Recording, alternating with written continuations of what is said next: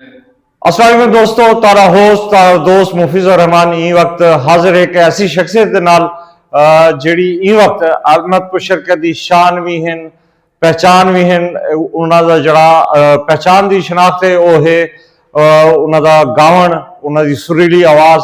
अज साडे नाल हैं रशीद रावल साहब, वो मौजूद हैं। उन्हां नाल हाल हवाल करेंगे कि तुसा सिंगिंग दी दुनिया च गावण दी दुनिया च किवें तुसा आए वे? जी जनाब, मैं डर नवाब स्कूल पढ़दा, उत्थों मेरे उस्ताद साहब बनी, मेरे कने नात वगैरह सुनने, मेरी आवाज़ अच्छी होंदी, उत्थों मेरी हौसला अफजाई मिली। उस तो बाद मेरा शौक बढ़ता गया। तो बाकी अलहमदुलिल्लाह अल्लाह ताला ने बहुत करम किए कि मेरा जो शौक है वो हुण भी मेरे नाल कायम है और हमेशा तक कैमरा से मेरा एक शौक है। इंशाल्लाह शौक।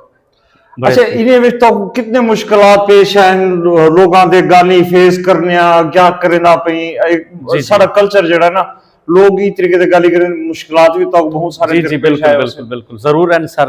लोग तनकीद भी करने हैं कि ये केड़े काम च पै गए से, लेकिन नहीं अल्हम्दुलिल्लाह कहीं को कहीं शोबे नाल शौक होवे ना, तो शौक हमेशा शौक को शौक देहाती के रखना चाहिए।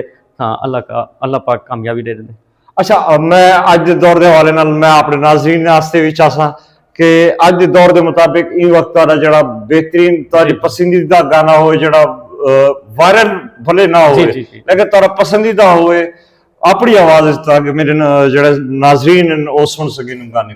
जी बिल्कुल अल्हम्दुलिल्लाह, मेरे एक सॉन्ग टिकटॉक पे वायरल थे, यार मखण दा पेड़ा, तो मैं अपने चाहने वाले को और तारी खिदमत हाजिर करना पहचान शेर के।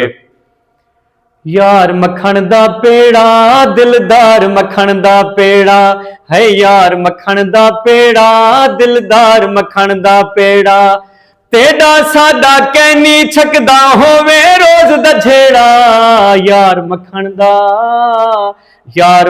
दा पेड़ा दिलदार मखण दा पेड़ा, हर वेले वेड़े साडे आया कर जानिया, साडी है दुआ शाला माने तू जवानिया, ते कू देखा लहवेंदा ए मेरा ढोल थकेड़ा। यार मखण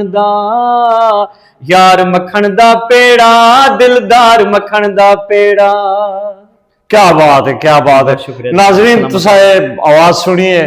इन्हां दा जो यूट्यूब पे चैनल है रशीद रावल दे नाम तू सर्च करे सो, इन्हां दे गाने कोई सुन सो।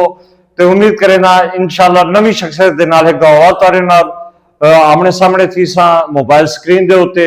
दुआएं याद रखे सो मुफीज़ुर रहमान को। अल्लाह हाफिज। इंशाल्लाह, बहुत शुक्रिया।